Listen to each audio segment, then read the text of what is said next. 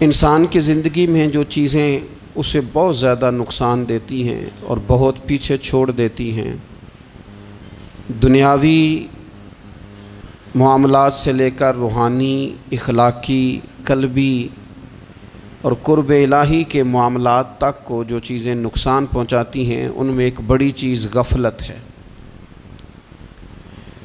ایک لفظ ہوتا ہے جو ہمیں اکثر سننے کو ملتا ہے کہ آپ کی توجہ نہیں ہے۔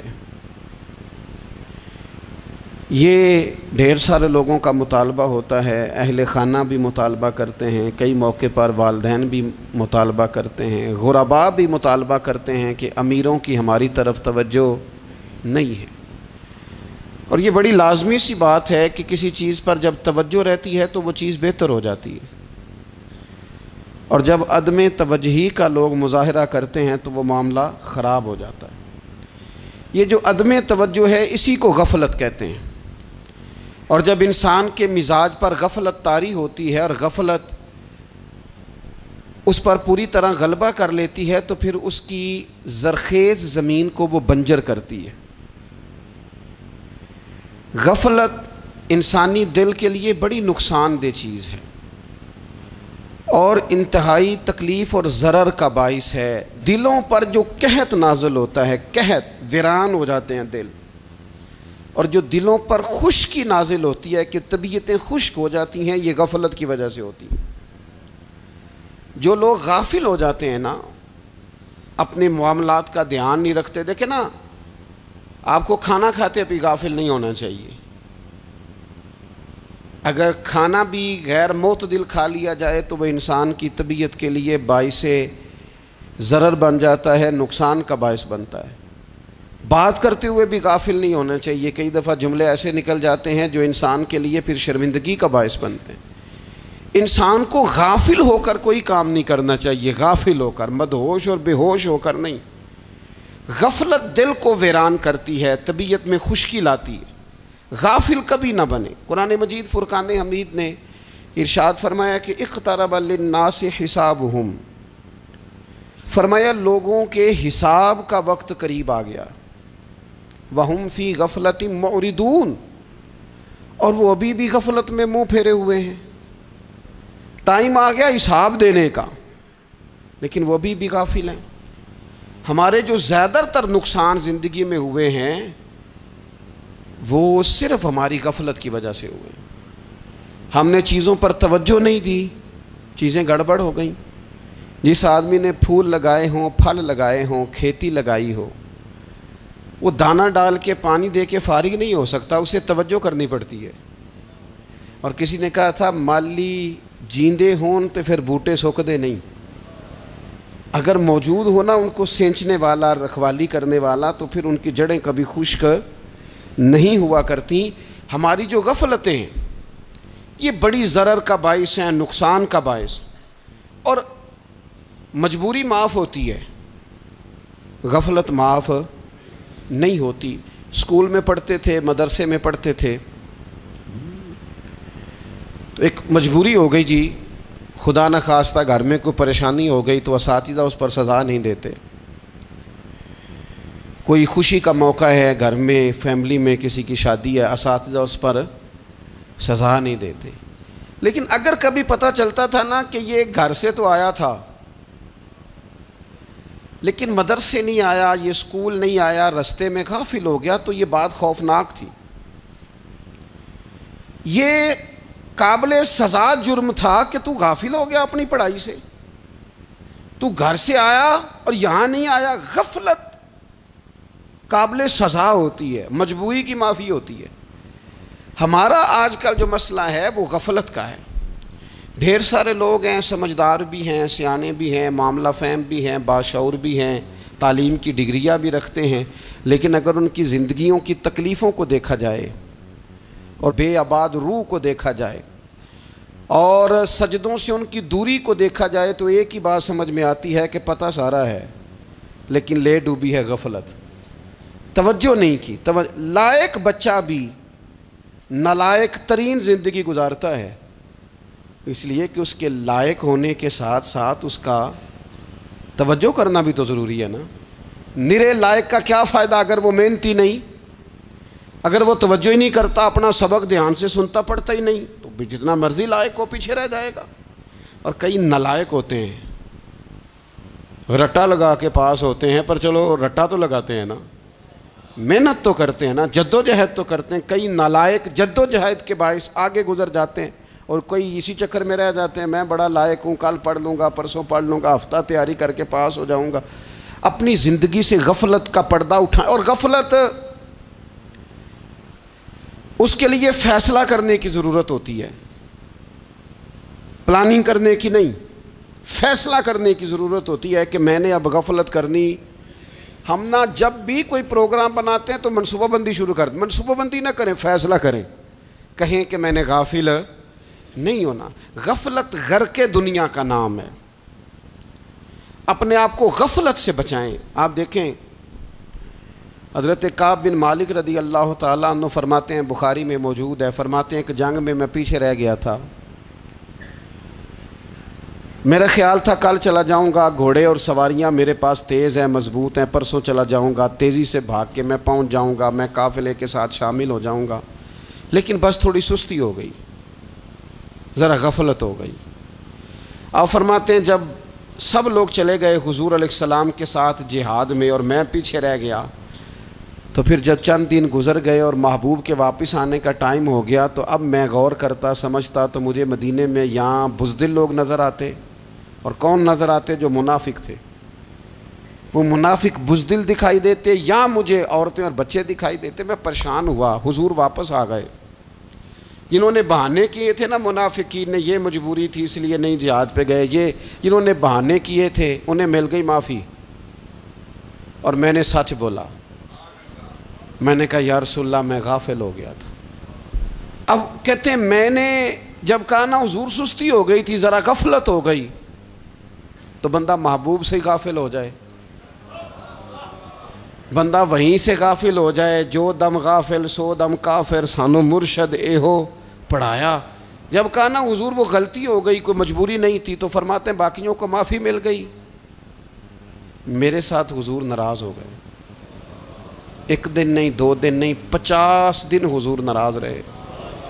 مدینے کی گلیوں نے مجھے پہچاننا چھوڑ دیا، در و دیوار سے مجھے یوں لگتا تھا کہ میں پردیسی ہوں۔ فرماتے ہیں میں مسجد میں آتا تھا، میں جب محبوب کو دیکھتا تو حضور رخ انور پھیر لیتے، اور مجھے پتا تھا جب میرا چہرہ ادھر ادھر ہوتا تو پھر کریم رحمت کی نظر فرماتے۔ فرماتے ہیں 50 دن مسلسل، پھر مجھے حکم ہوا کہ بیوی بھی بھیج دو، میکے بچے بھی بھیج دو، ننہال یعنی تنہا رہ جاؤ۔ فرماتے ہیں وہ میں نے قید تنہائی کاٹی، لیکن شکر اللہ کا یہ ہے کہ میں سچا تھا، بس ذرا بھول گیا تھا، بس ذرا غفلت ہو گئی تھی۔ تو فرماتے ہیں پھر اللہ تبارک و تعالیٰ نے میرے اوپر فضل یہ فرمایا کہ میری توبہ کا اعلان رب نے قرآن مجید میں فرمایا۔ تو غافل نہ بنے کبھی بھی، ہمارا نہ مسئلہ یہ ہے، اور آپ نے ناراض نہیں ہونا۔ ڈھیر سارے لوگ غافل ہو جاتے ہیں، مالدار بھی غافل ہیں، صاحبان علم بھی الا ماشاء اللہ بہت ساری جگہوں پہ غافل ہیں۔ جن لوگوں کو 4 لوگ جاننے لگ جاتے ہیں، کوئی مقام حاصل ہو جاتا ہے، وہ بھی بہت ساری جگہوں سے غافل ہو جاتے ہیں الا ماشاء اللہ۔ غفلت بڑی تکلیف والا منظر ہے۔ جو لوگ سمجھتے ہیں نا میں اب گڈ بک میں آ گیا ہوں، اب میں اچھا ہو گیا ہوں، اب میرے لیے خیر کہا جاتا ہے، مجھے اچھائی شاید یہ مستقل میرے ساتھ رہے گی، تعریف ہی ہوگی ہمیشہ، وہ بھی غافل ہو جاتے ہیں۔ اور یہ غفلت ٹھیک نہیں ہوتی۔ وجہ دیکھنی چاہیے کس وجہ سے انسان کو وقار مل رہا، عزت مل رہی۔ اپنی زندگی سے غفلت کو اتار پھینکیں۔ تھوڑی دیر کی تو غفلت ہوتی ہے، لمبی تو نہیں۔ 2 منٹ کے لیے صرف اس نے ڈرائیونگ کرتے ہوئے چہرہ موبائل کی طرف کیا تھا، 2 ہی تو منٹ لگے تھے۔ لمحوں نے خطا کی تھی، صدیوں نے سزا پائی۔ لمحوں نے خطا کی تھی، صدیوں نے سزا پائی۔ ایک لمحے کے لیے غافل ہوئے تھے اور صدیاں، نسلیں روتی رہ گئیں پیچھے۔ بچے تڑپتے رہ گئے، اہل خانہ پریشان رہ گئے، ماں باپ ساری زندگی روتے رہے، لیکن یہ 2 منٹ کے لیے یہ غفلت جو ہے یہ بڑی تکلیف والا معاملہ. اپنی زندگی سے غفلت کو اتارنا ہے، غافل نہیں بننا، ہر وقت توجہ اور ساری باتوں پہ توجہ. بعض اوقات لوگ ایک طرف توجہ کر کے ایک طرف سے غافل ہو جاتے ہیں. نہ، توجہ ہمہ پہلو رکھنی ہے. ہمارے ذمے جتنے بھی حقوق ہیں ان سب پر توجہ، ہر چیز کا خیال. ایسا نہ ہو کہ عبادت کرتے رہ جائیں اور حقوق العباد ہم سے چھوٹ جائیں، اور حقوق العباد اتنے زیادہ ادا کریں. صاحب مجھے کہنے لگے ایک دفعہ بڑے وثوق کے ساتھ کہنے لگے جی معاذ اللہ ثم نہیں جی ٹائم ملتا پھر نماز دا کی کریے، روزی کمانا بھی تو عبادت ہے نا. تو میں نے کہا آپ نے عبادت کرنا ایک حصہ قبول کیا ہے، آپ نے کل عبادت نہیں قبول کی. عبادت کل ہے، ہمہ پہلو. ایک حصہ آپ قبول کر کے نکل گئے اور باقی آپ نے چھوڑ دی. تو کسی ایک طرف سے بھی غافل نہیں ہونا. جتنی ذمہ داریاں ہیں، جتنی ڈیوٹیاں ہیں، ان سب کا خیال. اور جو بڑا آدمی ہوتا ہے، بڑا گھر میں بڑا ہو، قبیلے میں بڑا ہو، علاقے میں بڑا ہو، ادارے میں بڑا ہو، کلاس میں بڑا ہو، جو بڑا ہے اس کی تو ساری آنکھیں کھلی ہوئی ہونی چاہیے. ایک ایک پر اس کی نظر ہونی چاہیے کہ میری کہاں ضرورت ہے، کہاں مجھے اشک شوئی کرنی ہے، کس کے ساتھ میں نے کس طرح محبت کا رویہ رکھنا ہے. غافل نہ بنے. اچھا جی اب کیسے پتہ چلے گا کہ ہم غافل ہیں؟ یہ کیسے پتہ چلے گا؟ آپ کسی بندے سے بھی پوچھ لیں حالات کیا ہیں تو کہتا ہے اللہ کا شکر ہے کبھی کسی کا دل نہیں دکھایا، اللہ کا شکر ہے جی زمانہ ہو گیا 5 نمازیں پڑھتا ہوں، اللہ کا شکر ہے جی. کیسے پتہ چلے گا غافل ہیں؟ پہلی علامت ہمارے علماء اور صوفیاء نے غافل بندے کی لکھی ہے. اس آئینے میں نے اور آپ نے اپنا آپ دیکھنا ہے. غافل بندے کی پہلی علامت یہ ہوتی ہے کہ وہ دنیاوی کاموں میں چست ہوتا ہے اور اللہ اور اس کے رسول کی فرما برداری میں سست ہوتا ہے. یعنی نماز کے وقت تو اسے نیند ستاتی ہے، پریشانی ہوتی ہے، لیکن اگر کسی جگہ مال مل رہا ہو، پیسے مل رہے ہوں، وہاں جانا ہو تو پھر اسے کوئی چیز بھی تنگ نہیں کر. دنیاوی کاموں میں چست ہوگا، یعنی ٹی وی کے آگے، موبائل کے آگے وہ گھنٹوں بیٹھا ہوا ہے. اور اگر اسے 25 منٹ قرآن پاک سننا پڑ جائے، اگر اسے 20 منٹ دینی محفل میں بیٹھنا پڑ جائے، اگر اسے کہا جائے کہ تو 20 رکعت نماز نفل ادا کر، دنیاوی کاموں میں چست ہے، دینی کاموں میں، یہ غفلت کی پہلی علامت. پھر ذاتی معاملات پہ پیسہ خرچ کرنا ہو تو ڈھیر سارا ہے، کسی غریب کی مدد کرنی ہو تو. وہ ہمارے ایک دوست ہیں، وہ اکثر کہا کرتے ہیں، وہ کہتے ہیں آج کل کسی سے کہنا فلائی کام میں، دینی کام میں، کسی کی مدد میں کچھ 4 پیسے خرچ کرنے ہیں تو لوگ کہتے ہیں ہاتھ تنگ ہے. ہاں کوئی سستا پلاٹ ملتا ہو نا، اور اگر یہ سمجھ آ جائے کہ وہ مجبور ہے بیچارہ بیچنے والا، تو پھر کہتے ہیں میں 2-3 دوستوں کو پھاڑ لے سن. ذاتی کاموں میں جب بندہ چست ہو اور دینی کاموں میں سست ہو تو مطلب یہ ہے کہ بندہ غافل ہے. پہلی علامت غفلت کی. اور غفلت کی دوسری نشانی یہ ہے کہ انسان گناہ کے کاموں کو معمولی سمجھنے لگ جاتا ہے. یہ غافل بندے کی نشانی ہے. گناہ کو معمولی سمجھتا ہے، چھوٹا سمجھتا ہے. آج کل لوگ کہتے نہیں میں کو اکیلا کر رہا ہوں، ساری دنیا ہی کرتی ہے. اور جناب کیا ہو گیا، اگر یہ غلطی ہو گئی تو بندے سے ہو ہی جاتا ہے. گناہ کو معمولی سمجھنا، چھوٹا سمجھنا اور کہنا پھر کیا ہو گیا ہے، انسان سے غلطی ہو جاتی ہے. آپ دیکھ لیں کہ سینکڑوں بیسیوں گناہوں کا بوجھ ہمارے سروں پہ ہوتا ہے، لیکن کوئی ہمارا دبدبہ ہے، کوئی ہماری گفتگو ہے، کوئی ہمارے جملوں میں خود پسندی ہے، کوئی ریاکاری ہے، کوئی تصنع ہے. یہ غافل بندے کی علامت ہے. نبی اکرم صلی اللہ تعالیٰ علیہ وآلہ وسلم نے فرمایا مومن اپنے گناہوں کو پہاڑ کی طرح سمجھتا ہے. یہ بخاری میں حدیث ہے. مومن پہاڑ کی طرح جانتا ہے اور وہ ڈرتا ہے کہ کہیں وہ پہاڑ اس کے اوپر گر نہ جائے، یعنی کہیں مجھے میرے گناہ کی سزا نہ مل جائے. چھوٹے گناہ کو بھی پہاڑ جانتا ہے، یار مجھ سے غلطی ہو گئی، مجھے ٹھیک کر لینی چاہیے، مجھے معافی لے لینی چاہیے، مجھے توبہ کر لینی چاہیے. مومن اپنے اوپر گناہ کو پہاڑ کی جانب سمجھتا ہے. اور حضور علیہ الصلوۃ والسلام فرماتے ہیں کہ یہ جو فاسق اور فاجر ہوتا ہے نا، اللہ کا نافرمان، یہ گناہ کو مکھی کی طرح سمجھتا ہے، یہ سمجھتا ہے میں نے اشارہ کرنا ہے مکھی نے اڑ جانا ہے۔ مومن کی علامت یہ ہے کہ وہ پہاڑ جانتا ہے اگر غلطی ہو جائے تو پہاڑ۔ امام اعظم ابو حنیفہ رحمۃ اللہ علیہ گزر رہے تھے تو بارش ہو گئی تھی اور کوفہ میں کیچڑ تھا، تو آپ نے جو جوتے پہنے ہوئے تھے ان جوتوں سے چلتے ہوئے نا آپ کے پاؤں سے کچھ مٹی اڑی، تو سامنے ایک یہودی تھا، اب اس زمانے میں دیواریں کچی ہوتی تھیں، اس کے دیوار پر جا کے وہ مٹی جو تھی وہ لگ گئی۔ اب امام صاحب بڑے پریشان ہوئے کہ میں نے اس کی دیوار کو آلودہ کر دیا۔ یہاں تو لوگ اپنی اینٹیں رکھتے رکھتے کئیوں کی دیواریں توڑ ہی دیتے ہیں، اور پھر وہ اس پر ماننے کو بھی تیار نہیں ہوتے، تسلیم کرنے کو بھی تیار نہیں ہوتے۔ وہ کہتے ہیں پھر کیا ہو گیا، اب ہمارا یہاں گھر ہے تو ہم نے ٹرالی منگوانی نہیں تھی، ہمارا حق بنتا تھا۔ امام صاحب کے پیروں سے ذرا کیچڑ اڑا، یہودی کی دیوار پہ لگا، اس کی کچی دیوار تھی۔ امام صاحب پریشان ہو گئے، سوچنے لگے کہ اگر میں دیوار سے یہ کیچڑ اتارتا نہیں تو یہ بھی زیادتی ہے، میں نے اس کی دیوار کو گدلا کر دیا، اور اگر میں اتارتا ہوں تو کچھ مٹی اس کی دیوار کی بھی اتر جائے گی، کچی دیوار ہے، یہ بھی زیادتی ہے۔ مومن گناہ کو پہاڑ کی طرح سمجھتا ہے کہ کہیں گر نہ جائے، اس کی بھی کہیں سزا نہ مل جائے۔ امام صاحب نے اس کے دروازے پہ دستک دی، وہ باہر آیا تو اتفاق سے وہ آپ کا مقروض بھی تھا، اس نے پیسے دینے تھے۔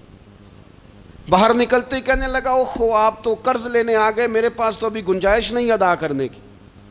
تو امام صاحب کہنے لگے تو قرض چھوڑ، وہ میں نے معاف کیا، میرے سے غلطی ہو گئی ہے۔ میں آ رہا تھا، لکڑی کے جوتے اس زمانے میں کھڑاؤں لوگوں نے پہنے ہوتے تھے، کہا وہ میرے پیروں سے ذرا کیچڑ اڑا ہے، تیری دیوار پہ لگ گیا ہے۔ اب میں بڑی دیر سے کھڑا سوچ رہا ہوں کہ اگر میں تیری دیوار صاف نہ کروں تو میں نے یہ میلی کر دی، گدلی کر دی، یہ بھی بات درست نہیں ہے، زیادتی، اور اگر میں اسے صاف کرتا ہوں کچی دیوار سے کچھ مٹی اتر جائے گی تو یہ بھی زیادتی ہے، اب تو بتا میں کیا کروں۔ تو بے موسمہ پھل تھا نا یہ، تو بے موسمہ پھل دیکھ کے بندہ حیران ہو جاتا ہے، جو باتیں روٹین میں نہ ہو رہی ہوں وہ ذرا انوکھی لگتی ہیں، بندہ حیران ہو گیا، غور سے امام صاحب کا چہرہ دیکھنے لگا، غور سے چہرہ دیکھنے لگا، اور پھر تھوڑی دیر سوچنے کے بعد کہنے لگا حضور پہلے میں نے دین اسلام کے بارے میں پڑھا اور سنا تھا، آج میں نے دین دیکھا ہے۔ پہلے میں نے سنا تھا کہ دین اسلام اس طرح کا ہے، آج میں نے دین۔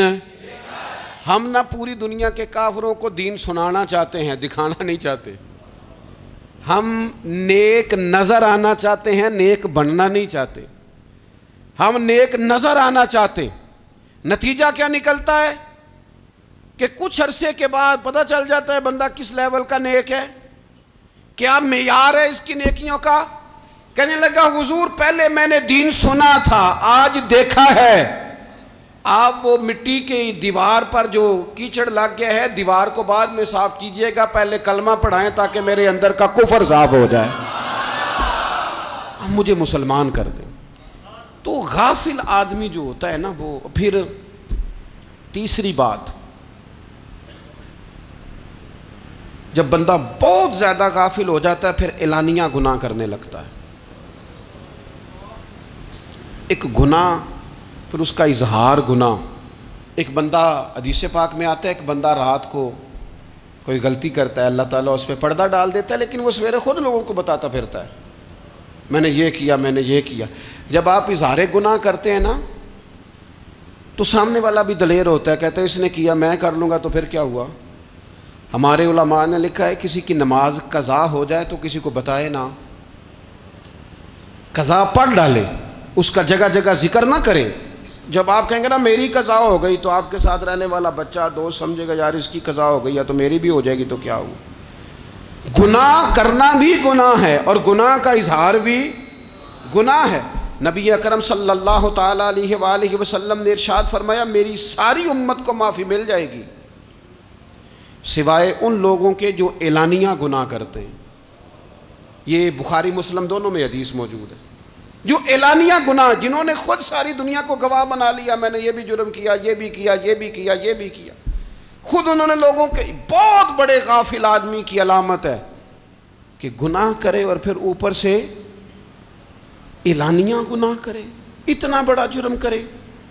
پھر چوتھی علامت اگر ہم دیکھنا چاہیں کہ ہم غافل تو نہیں، تو غافل بندے کی چوتھی علامت یہ ہوتی ہے کہ وہ فضول کاموں میں وقت بڑا ضائع کرتا ہے، فضولیات میں، ادھر بیٹھے ہیں ادھر بیٹھے ہیں، یہاں گپ شپ ہو رہی ہے، وہاں موبائل دیکھا جا رہا ہے، پھر کچھ ٹائم ملا ہے تو پھر کہیں دور دراز کسی ہوٹل پہ کھانا کھانے چلے گئے، پھر کچھ ٹائم ملا تو چلو نکلتے ہیں ذرا کوئی ہفتہ سیر کر آتے ہیں، یہاں گپ شپ ہے، فلاں کو ڈسکس کر لیتے ہیں، فلاں کے بارے میں بات کر لیتے ہیں، سیاسی تبصرے کر لیتے ہیں، یہ تھوڑی گفتگو ہو جاتی، چلے محلے داروں پہ تبصرہ شروع کرتے ہیں، کون روٹی زیادہ کھا رہا ہے اور کس کے پاس پیسے زیادہ آ گئے، چلو جا کے پتہ کرتے ہیں، حالانکہ یہ پتہ نہیں کرنا چاہیے تھا، پتہ تو اس کا کرنا چاہیے تھا جو بیچارہ کل سے بھوکا ہے، خبر تو اس کی رکھنی چاہیے تھی جس بیچارے کے گھر میں بچوں کے لیے پہننے کو کپڑے موجود نہیں ہیں، اس پر تبصرہ یہ کرتے ہیں کہ یہ محنت کیوں نہیں کرتے، اور اگر کسی پر اللہ عطا کر دے پھر حساب ضرور لگاتے ہیں کہ ذرا معلومات کرو یہ اتنی جلدی آگے کیسے نکل گئے۔ غافل بندے کی علامت ہے وقت کا ضائع کرنا اور فضول کاموں میں ضائع کرنا اور بلا وجہ ضائع، اور ایسے سوالات کرنا جن کی ضرورت ہی کوئی نہیں، بالکل ضرورت ہی نہیں، کوئی مطلب ہی نہیں، لیکن ہم لوگ وقت ضائع، یہ غفلت کی علامت، غفلت۔ اللہ والوں کی علامت کیا تھی؟ ایک بات انہوں نے زندگی میں لے لی، سیکھ لی، پھر ساری زندگی اسی پہ گزار دی، ان کا ارادہ تھا نا کشکول سیدھا کیا۔ کچھ لوگ ساری زندگی لیکچر قبول لے کے سن کے پھر بھی سمجھنے کو تیار، یہ غافل دل کی علامت ہے۔ اس لیے نبی پاک صلی اللہ تعالیٰ علیہ وسلم نے فرمایا دو نعمتیں ایسی ہیں جن میں اکثر لوگ غفلت میں ہیں، ایک صحت اور دوسری فراغت۔ لوگ بلا وجہ وقت ضائع کرتے ہیں، اللہ نے صحت دی ہے کسی خیر کے کام میں لگائیں، اگر آپ کے پاس فارغ وقت ہے تو قرآن پاک کو یاد کریں، ترجمہ اور تفسیر سے پڑھیں، محبوب پاک علیہ السلام کی احادیث کو یاد کریں، اللہ والوں کی باتیں سنیں، وقت ملے تو عبادات میں لگائیں، نوافل میں لگائیں، تلاوت میں لگائیں، ذکر اذکار میں لگائیں، اور پھر اللہ مزید توفیق عطا کرے تو کسی کے بھلے میں وقت لگائیں، گلی سے کوئی کانٹا اٹھائیں، کوئی روڑا اٹھائیں، کوئی کسی کی مدد کریں، لیکن یہ غافل ہونے کی علامت ہے کہ اپنے وقت کو ضائع کرنا۔ اور پھر اسی طرح غفلت کی پانچویں علامت یہ ہے کہ اگر بندے کو دنیا سے پورا پیار ہو جائے، یعنی شب قدر میں بھی آ کے کہتا ہے یا اللہ کبھی پیسے دے دینا، شب برات والے دن بھی کہتا ہے کہ مالک اگر کبھی کوئی ایسا سبب لگ جائے نا، یعنی بیت اللہ شریف کے سامنے کھڑے ہو کے بھی اگر اس نے مال ہی مانگنا ہے وہاں بھی اس نے یہی سوال کرنا ہے، حب دنیا اتنی غالب آ جائے تو یہ غافل ہونے کی علامت۔ دنیا ضرورت ہے، مقصد نہیں ہے، دنیا کی حاجت ہے، مقصد نہیں ہے، یہ مقصود نہیں۔ اور جب لوگ فقط دنیا کے مال کو، دولت کو، نبی پاک علیہ السلام نے فرمایا وہ لعنتی ہے جو درہم اور دینار کا بندہ بن گیا ہے، پیسوں کا بندہ بن گیا ہے، مل جائے تو خوش ہوتا ہے، نہ ملے تو تکلیف میں آ جاتا ہے، یہ غافل بندے کی علامت۔ مومن تو وہ ہوتا ہے کہ دولت رزق حلال ضرور کماتا ہے تاکہ کسی کے آگے ہاتھ نہ پھیلانا پڑے، کوشش ضرور کرتا ہے، پر دنیا کو جیب میں جگہ دیتا ہے، دل میں نہیں دیتا، اس کی جگہ جہاں ہے اسے وہاں رکھتا ہے، اسے دل میں جگہ، دل تو ایک ہے، اس میں رب و رسول کو بسائیں گے یا کسی اور کو بسائیں گے؟ تو حب دنیا یہ غافل ہونے کی بہت بڑی علامت ہے۔ پھر اسی طرح جو بندہ رب کریم کو جانتا نہیں نا وہ بھی غافل ہو جاتا ہے۔ ایک تو جو یہ نہیں نہ جانتا کہ رب کریم سزا دے گا، وہ مجھے دیکھ رہا ہے، اسے نہ اونگ آتی ہے نہ نیند آتی ہے، جو اس کی معرفت نہیں رکھتا کہ میرا رب ہر وقت مجھے دیکھ رہا ہے، وہ بھی غافل ہو جاتا ہے۔ جسے پتہ ہونا کہ مجھے دیکھ رہا ہے وہ غافل نہیں ہوتا۔ اور جو یہ سمجھ لیتا ہے نا کہ شاید معاذ اللہ ثم، اس یقین کو پکا نہیں کرتا، وہ غافل ہو جاتا ہے۔ اور ایک جو یہ نہیں نہ جانتا کہ رب مہربان کتنا ہے، وہ بھی غافل ہو جاتا ہے۔ مجھے بتائیے سب سے زیادہ تو بندہ اس کے دروازے پہ جاتا ہے نا جو سب سے زیادہ مہربانی کرنے والا ہو، اس دروازے سے بندہ اٹھتا ہی نہیں۔ تو جس کو یہ یقین ہو جائے نا سب سے زیادہ کرم فرمانے والی ذات اللہ رسول کی ہے، وہ کبھی رب رسول سے غافل نہیں ہوتا۔ وہ کبھی اللہ رسول کا دروازہ چھوڑ کے نہیں جاتا، وہ کبھی کسی اور جگہ جا کے پناہ تلاش نہیں کرتا۔ جسے پتہ چل جائے نا وہ کریم کتنا ہے، مہربان کتنا ہے۔ ملا رومی رحمت اللہ علیہ فرماتے ہیں بہت بڑا مجرم تھا ایک بندہ، بہت بڑا گناہگار تھا، بت کو پوجتا تھا، تھک گیا، ساری رات بت کے سامنے کھڑا تھا، معاذ اللہ یا صنم یا صنم یا صنم کہتے، تھک گیا، نیند آ گئی، اونگ آ گئی۔ جب پوری طرح نیند آ گئی اور دماغ پہ نیند قبضہ کرنے لگی تو اس کے منہ سے نکل گیا، صنم صنم کہہ رہا تھا نا، نکل گیا یا صمد، او بے نیاز مالک۔ رب کریم نے فرشتوں سے فرمایا دوڑ کے جاؤ، جو کہتا ہے اسے دے دو۔ فرشتے کہنے لگے مالک وہ تو بت کو پکار رہا تھا، اس نے تو غلطی سے نام لیا ہے۔ فرمایا مجھے نہیں پتا، لیکن دیکھو نا اس نے مجھے پکارا تو ہے نا، کتنی دیر سے جھوٹے کو پکار رہا تھا، اس کا معاملہ حل نہیں ہوا، اب اگر سچے کو پکارنے پہ بھی حل نہ ہوا تو فرق کیا رہ جائے گا؟ دے دو جو مانگتا ہے، دے دو۔ میرے دوست گھر پتہ چل جائے وہ کریم کتنا ہے، وہ مہربان کتنا ہے۔ میرے رسول پاک علیہ الصلوۃ والسلام نے تو فرمایا تیری آنکھ سے اگر اس کے خوف سے اتنا آنسو بھی نکل گیا جتنا مچھر کا پر ہوتا ہے، تو جس طرح بھینس کے تھنوں سے نکلا ہوا دودھ واپس تھنوں میں نہیں نہ جاتا، جو اتنا بھی روئے نہ روئے اللہ کے خوف سے، وہ بندہ دوزخ میں نہیں جائے گا۔ تھوڑی دیر کے لیے ڈر جائے اپنے رب سے، آئے تو صحیح۔ عدم معرفت غفلت پیدا کرتی ہے، تو آ تو صحیح، وہ تو کریم ہی بڑا ہے، وہ تو مہربان ہی بڑا ہے۔ حضرت زنیرہ رضی اللہ تعالی عنہ حضور کی صحابیاں ہیں۔ ایام جو مکے کے تھے مسلمانوں پر بڑی آزمائش کے تھے، انہیں بڑا مارا کفار نے، اتنا مارا کہ ان کی بینائی چلی گئی، نظر آنا بند ہو گیا۔ کافروں کی عورتوں نے تانا دیا کہ تو نے ہمارے بت چھوڑے ہیں نا، تو دیکھنا تیری بینائی چلی گئی۔ تو جناب زنیرہ اللہ پہ بھروسہ، توکل، معرفت الہی کا جذبہ، اٹھ کے کھڑی ہو کہنے لگی چپ کرو، تمہارے جھوٹے بت کیا کر سکتے ہیں، میرا رب چاہے تو صبح جب میں اٹھوں تو میری آنکھیں روشن ہو، اگر کریم کرم کر دے۔ لوگ کہتے ہیں واقعی ایسا ہوا، جب وہ سویرے اٹھی تو اللہ نے ان کی روشنی واپس کر دی تھی۔ تجھے پتہ چل جانا وہ مہربان کتنا ہے۔ وہ ایک بزرگ تھے تو ان سے کسی نے کہہ دیا کہ اگر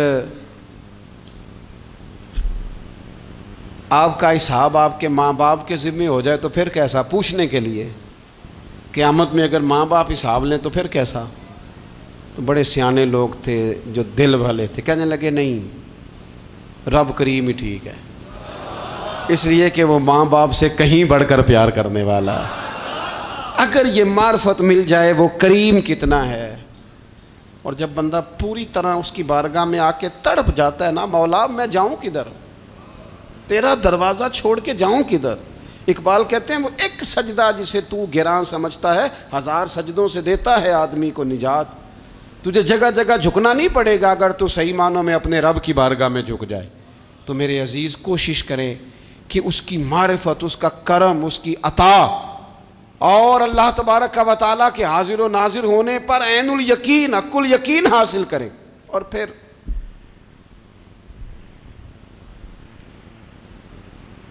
آٹھویں بات یہ ہے کہ غافل لوگوں کی صحبت بھی بندے کو غافل کر دیتی ہے۔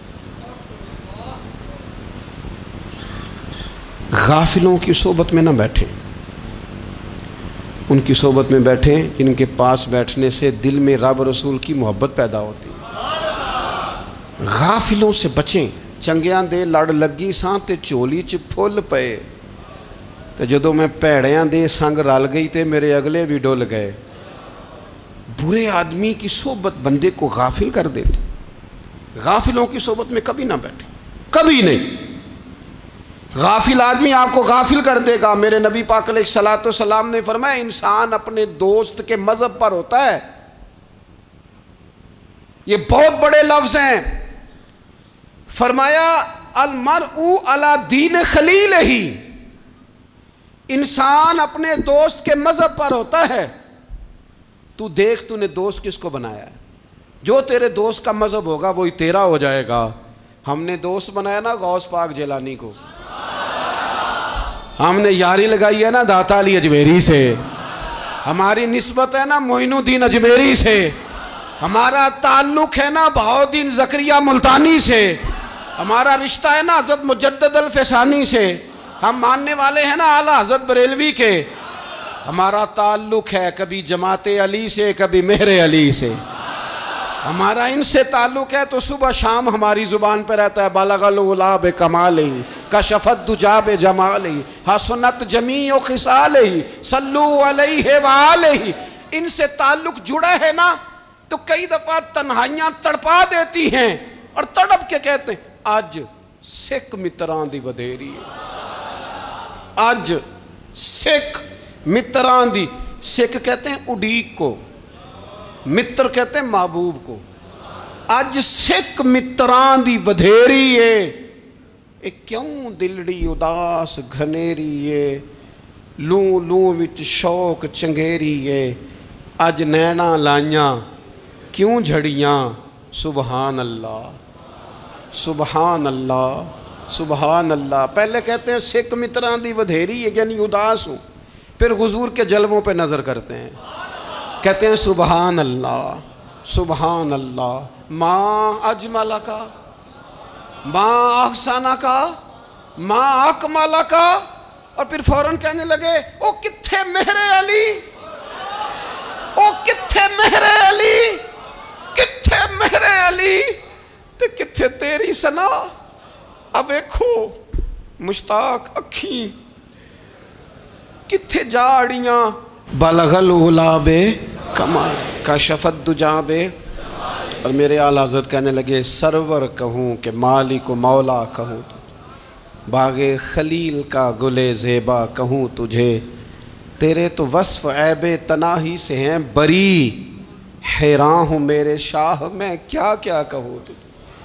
غافل آدمی کی علامت ہے برے لوگوں کی صحبت میں، خبردار ان کے پاس نہ بیٹھنا جن کے پاس بیٹھنے سے تمہارے دلوں میں اولیاء اللہ اللہ کے بندوں کی عداوت پیدا ہو، خبردار خبردار ان کے پاس نہ بیٹھنا جن کے پاس بیٹھنے سے تمہارے دلوں میں حضور کی اولاد پاک کے بارے میں شک پیدا ہو، خبردار اس شخص کے پاس نہ بیٹھنا جو امام حسین ابن علی کے بارے میں کوئی کمزور بات کرتا ہو، بچنا، خبردار اس سے بچنا جو حضور کے صحابہ کے بارے میں بات کرے، بچنا بچنا اس سے، جو سیدنا ابو بکر صدیق کے بارے میں کوئی،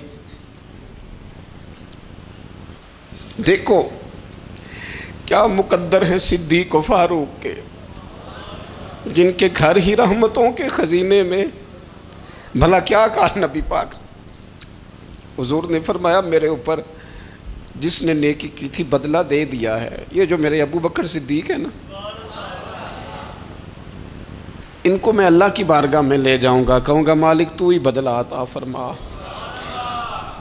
ایک ہاتھ میں جناب صدیق کا ہاتھ پکڑا، ایک میں حضرت عمر کا ہاتھ پکڑا، اور حضور مسجد نبوی سے باہر آ رہے ہیں، دیکھنے والے کی زبان سے بے ساختہ سبحان اللہ نکل گیا، کیا شان ہے کیا مقدر ہے، تو حضور علیہ السلام رک گئے، اور روک کے فرمایا تو حیران ہو رہا ہے نا، تو حیران ہو رہا ہے نا کہ میں نے ایک ہاتھ میں ابو بکر کو پکڑا ہے، ایک میں عمر کو پکڑا ہے، فرمایا قیامت میں جب میری قبر کھلے گی تو میں اسی طرح قبر سے نکلوں گا، اس طرح میدان محشر میں آؤں گا، خبردار حضور کے وفاداروں کے وفادار رہنا، ان کے وفادار رہنا، ان کے وفادار رہنا۔ بڑا عجیب دور آیا ہے، ہم نے یہ دور دیکھا ہے کہ لوگ حضور کے صحابہ کے بارے میں بھی بات کریں گے، اب نبی پاک کی اولاد پاک کے بارے کو بھی ڈسکس کیا جائے گا۔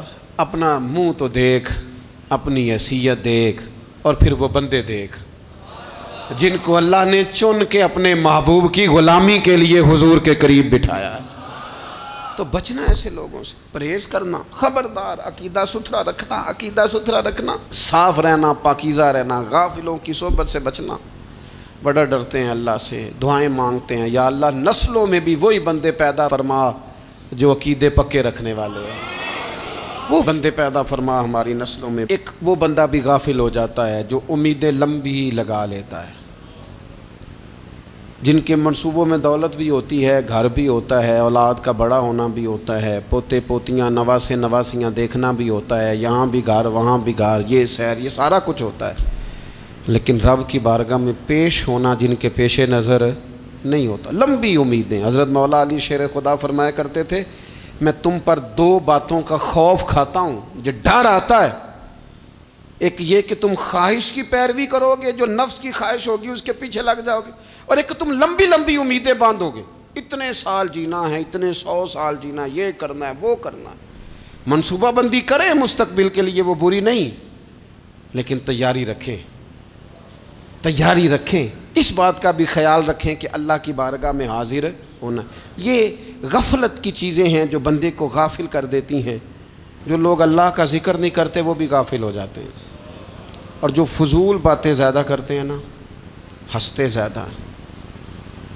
فَلْيَضْحَكُوا قَلِيلًا وَلْيَبْكُوا كَثِيرًا، قرآن کہتا ہے زیادہ رویا کرو، کم ہنسا کرو۔ نبی پاک علیہ الصلوۃ والسلام سے پوچھا تھا حضرت عقبہ بن عامر نے کہ یا رسول اللہ نجات کس چیز میں ہے؟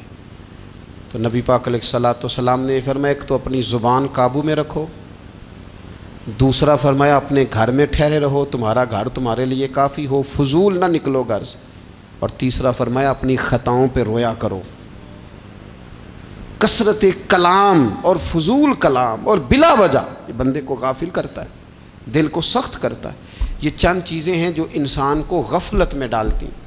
اپنے آپ کو ان چیزوں سے بچائیں اور غفلت کو توڑیں۔ آپ کے ذمے، میرے ذمے جو حقوق العباد ہیں ان کا پتہ کریں، جو اللہ رسول کے حقوق ہیں ان کی خبر دیکھیں، ہماری جو ذمہ داریاں ہیں ہم کس طرح انجام دے رہے ہیں اس پر توجہ کریں، اپنے معاملات کو ٹھیک کریں۔ ہم انسان ہیں، کوتاہیاں تو رہ جائیں گی، لیکن جب کوشش کریں گے تو پھر رب تعالیٰ مدد بھی فرمائے گا۔ ایک بات اور کرنی ہے، ایک تو میں نے عرض کیا غفلت کو توڑنا، ایک دوسری بات قرآن مجید کا ایک سبق اور، جب غفلت توڑنی ہے تو پھر لازمی طور پر ایک کام کرنا پڑے گا۔ میں نے یہ عرض کیا تھا کہ پلاننگ نہیں کرنی، فیصلہ کرنا ہے۔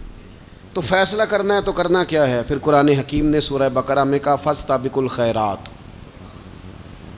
یعنی تم نیکیوں کی طرف دوڑو، جلدی جلدی نیکیاں کرو، فٹافٹ، دیر نہ کرو۔ فٹافٹ سے مراد یہ نہیں کہ نیکی جلدی جلدی کر جاؤ، یعنی ٹال مٹول نہ کرو خیر کے کام میں، کل کریں گے پرسوں کریں گے، عمرہ کر رہے ہیں پھر نیکی ہیں، حج کر رہے ہیں پھر نیکی ہیں، بچے بیال ہوں پھر میں نیک ہوں، یہ تھوڑا سا یہ کام ٹال مٹ۔ فاستبقوا الخیرات، نیکیوں کی طرف دوڑو، جلدی کرو، بھاگو۔ نبی پاک صلی اللہ تعالیٰ علیہ وسلم نے فرمایا 5 چیزوں سے پہلے غنیمت جانو۔ حضور علیہ الصلوۃ والسلام فرمانے لگے ایک تو تم جوانی کو نہ بڑھاپا آنے سے پہلے پہلے غنیمت سمجھ لو۔ نبی کریم صلی اللہ تعالیٰ علیہ وآلہ وسلم ارشاد فرمانے لگے کہ اپنی صحت کو غنیمت جان لو بیماری آنے سے پہلے پہلے۔ پھر حضور علیہ الصلوۃ والسلام فرمانے لگے اگر اللہ نے تمہیں مال دیا ہے، وسعت دی ہے، تو نیکی کر لو، خرچ کر لو اللہ کے راستے میں، خدا نہ خواستہ تم پر غریبی آ جائے۔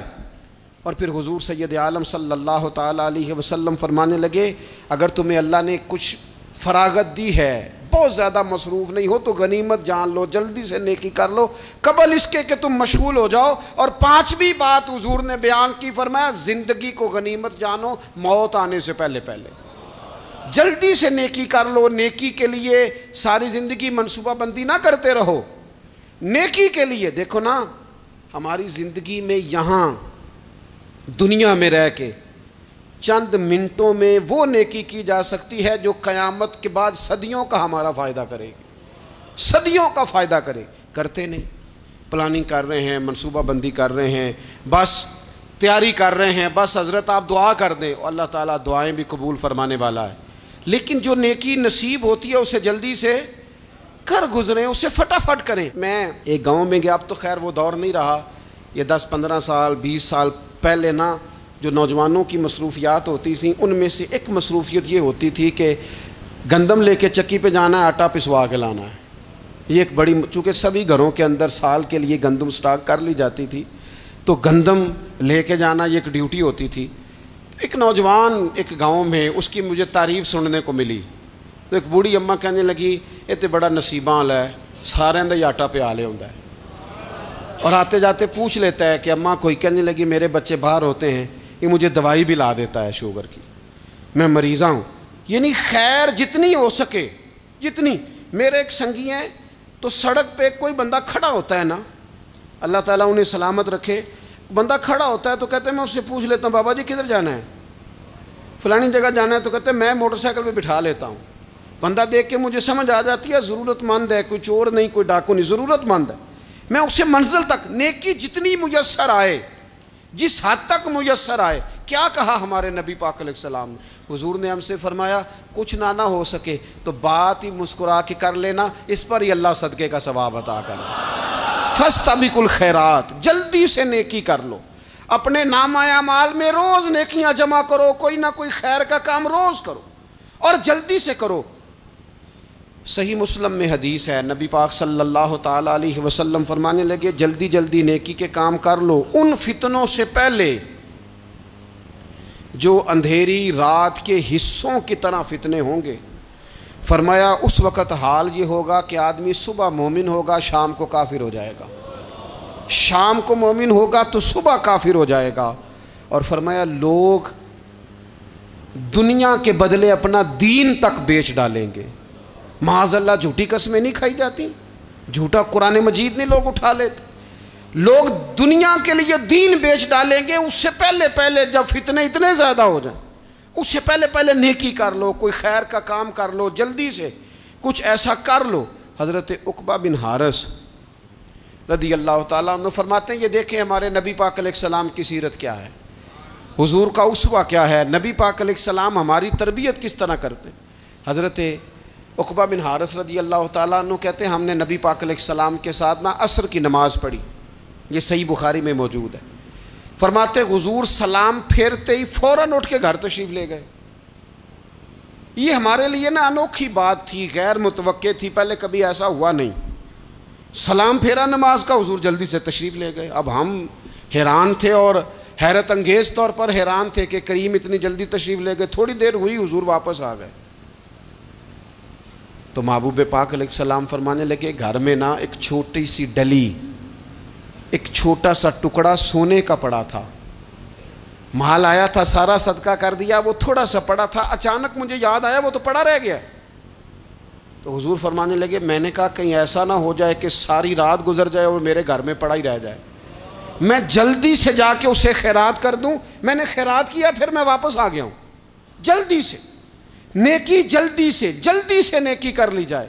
ہم بڑا انتظار کر رہے ہیں، بڑا لمبا ہمارا پروگرام ہے، ہمارے پاس ٹائم ہی بڑا ہے. کسی نے کان میں کہہ دیا ہے تیرے پاس بڑا وقت ہے، ابھی تو بڑی عمر پڑی ہے، ابھی تو جناب او میرے بھائی یہ لوگوں کے کہنے کی باتیں ہیں. پھر پتہ ہی نہیں چلتا حالات کس طرح کے ہو جاتے ہیں اور کیا معاملات انسان کے ساتھ درپیش ہوتے ہیں. جتنی خیر میسر آئے، جتنا بھلا میسر آئے، جتنی انسان کو توفیق ملے. میں نے بزرگوں کو دیکھا، اپنے اصحاب کو، پہلے وہ خدام سے کہتے کہ میں سونے لگا ہوں اور پابند کرتے لوگوں کو کہ فلاں وقت، بزرگوں کو میں نے دیکھا اپنے، وہ پابند کرتے لوگوں کو کہ فلاں وقت میں موجود ہوں گا آنا، خود پابند فرماتے. اور پھر جب بیدار ہوتے نا تو سب سے پہلے خدام کو بلا کے پوچھتے کوئی مہمان تو نہیں آیا؟ وہ جناب آپ نے خود ہی تو پابند فرمایا فلاں دن آنا. کہنے لگے چل یار اگر کوئی آیا تو مجھے ملا لو، میری ملاقات کرا لو. کیوں؟ اس لیے کہ دور سے آیا ہے، مجھ سے ملنے آیا ہے، کوئی خیر کی بات سیکھنے آیا. چلو میرے نامہ اعمال میں کوئی نیکی جائے گی، کچھ نہ کچھ خیر جمع کر لی جائے، کچھ نہ کچھ ڈیوٹی کر لی جائے، کچھ کام کریں اور جلدی سے کریں. حضرت جابر ابن عبداللہ انصاری رضی اللہ تعالیٰ عنہ بیان کرتے ہیں، یہ بھی بخاری میں موجود ہے. کہتے ہیں ایک صحابی نا نبی پاک علیہ السلام کی بارگاہ میں حاضر ہوئے غزوہ احد کے موقع پر، اور حال ان کا یہ تھا کہ وہ کھجور کھا رہے تھے اور کھجور انہوں نے منہ میں رکھی ہوئی تھی. حضور کی بارگاہ میں حاضر ہوئے اور عرض کرنے لگے یا رسول اللہ صلی اللہ تعالیٰ علیہ وسلم اگر میں شہید کر دیا جاؤں تو کہاں جاؤں گا؟ حضور فرمانے لگے جنت میں. تو کہتے ہیں انہوں نے جو کھجور منہ کے اندر تھی نا وہ انہوں نے نگلی نہیں، اندر نہیں لے گئے، اس کو باہر نکالا اور دوڑ کے آگے بڑھے اور جنگ کرنی شروع کر دی. اور لڑتے لڑتے شہید ہو گئے۔ کیا سبق دیا انہوں نے؟ سبق یہ دیا کہ نیکی کرنے میں اتنی دیر بھی نہیں کرنی جتنی کھجور کھانے میں دیر لگتی ہے۔ جلدی سے نیکی کرنی ہے، فٹافٹ نیکی کرنی، اس کے اندر ٹال مٹول نہیں کرنا۔ اسی وقت انہوں نے کھجور باہر نکال دی، دوڑ کے انہوں نے حضرت انس بن نضر رضی اللہ تعالیٰ عنہ، حضرت انس بن مالک رضی اللہ تعالیٰ عنہ کے چچا ہیں، میدان احد میں نا، احد پہاڑ کے قریب کھڑے تھے، لوگوں سے کہہ رہے تھے جلدی جلدی ادھر آؤ، وہ جنت جو انسان کو انتقال کے بعد نصیب ہوگی اور قیامت کے بعد نصیب ہوگی، فرماتے تھے مجھے تو ابھی احد پہاڑ کے اندر سے جنت کی خوشبو آ بھی رہی ہے، لہذا جلدی سے آؤ، ادھر دوڑو، جہاد کرو، آؤ کفار سے لڑیں۔